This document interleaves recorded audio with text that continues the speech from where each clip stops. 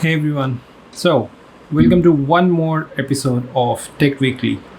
And even though I missed one last week because I was traveling, I want to continue the numbering scheme. So, this would be numbered as Tech Weekly. That would be, like, say, fifth or sixth, or I don't remember. So, I haven't looked at it. But yeah, it will be numbered as it is, like as if I covered the last week with my Tech Weekly video as well. So, a lot has happened as always. I mean, I probably will miss out some things, but still, even the list of things that I will cover are too much, and the video would be too long. So I really restricted myself, and I thought this is it. So let's start with what has happened. What happened in the past week. We all know Apple launched iPhones, iPhone 13, iPad, Apple Watch. Pretty much, yeah, all the gadgets except MacBooks. They do a different event for that. So Apple's big event happened, and they launched all the gadgets. All of them, I mean, whether it's iPhone or watches, Apple Watches, they are considered incremental updates. There's not much major compared to last generation of gadgets, except iPad Mini, which gets the biggest upgrades. Apple Pencil, A15 Bionic, the latest chipset. So iPad Mini is getting the biggest upgrades in terms of tech specs. Everything else is like minor upgrades, and people can actually pass and not upgrade if they have the last generation, like iPhone 12s. So there are 4 iPhone that got launched: the Mini, iPhone 13, iPhone regular, and 2 Pros, Pro and Pro Max. The Pro and Pro Max did get 120 hertz screen. So finally, Apple has got some phones on 120 Hz, which Android phones have been doing for a while. But other than that, it's all minor upgrades, and people can, most reviews have said you can skip it. You don't need to. Okay. Now, with Apple, of course, hogging the limelight, most other tech events get sidelined, but Xiaomi, which is now the biggest phone manufacturer in the world, also launched their Mi 11 series. 3 phones, not very spectacular. I mean, of course, the highlight is the pricing, but other than that, nothing amazing. I don't know that must buy. No, nothing like that. OnePlus 8 series got a new. OnePlus 9 series got a new update, which is called Xpan Mode, which is in, of course, courtesy in collaboration with their imaging partner Hasselblad, and this Xpan Mode is already tried and tested, and there are reviews, so you can go and check out. Is it worth it? Xpan Mode, right? And which is now a thing. Most gadgets, most phones, most things get announced and then get released later on after a while. So Apple does that. OnePlus is doing that. I think it's becoming a standard now.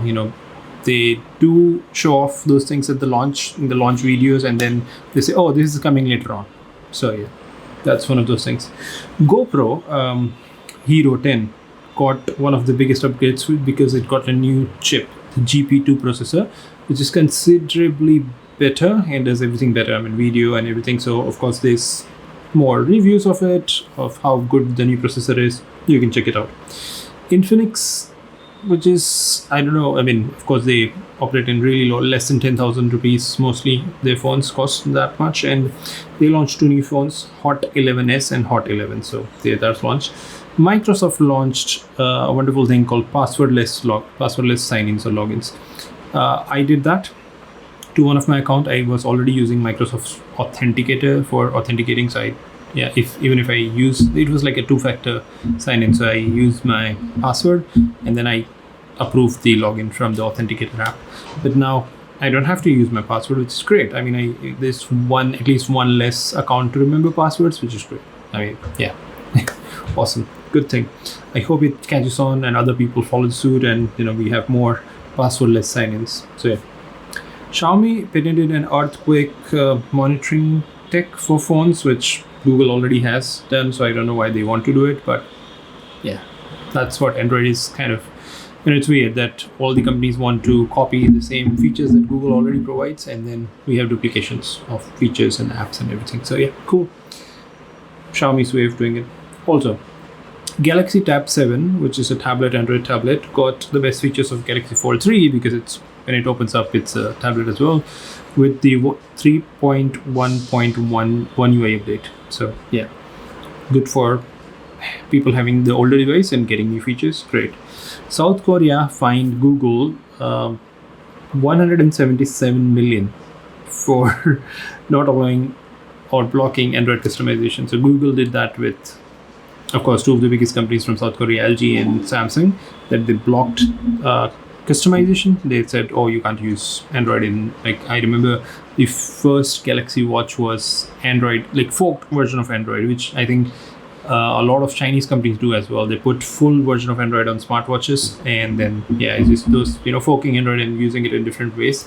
Google blocked it with their partners, making them sign certain contracts. Like if you want access to Google Play and other Google services, you cannot fork it. South Africa has made a wonderful.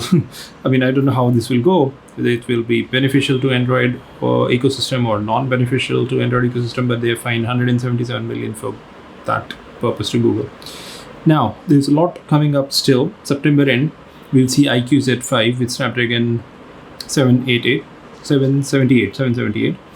and this is supposedly a little expensive 778 phone, because we also have Xiaomi 11 Lite NE 5G. Stupid name. They've always done crap with naming schemes. So yeah, Xiaomi 11 Lite NE 5G. I don't know what NE 5G means, but yeah.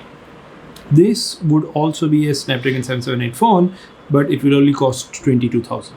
So that could make iQOO Z5 irrelevant if they price it around 30,000. That's an expected price, but it would be stupid if you get the same chip at 22,000. Why would you spend 8,000 more? So yeah, Xiaomi's banner is already live on Amazon, the 11NE, and iQOO should be coming anytime soon. So yeah. Also, with the resurgence of tablet sales, Xiaomi released their Mi Pad tablet. They've also released it in Europe. I hope it comes to India.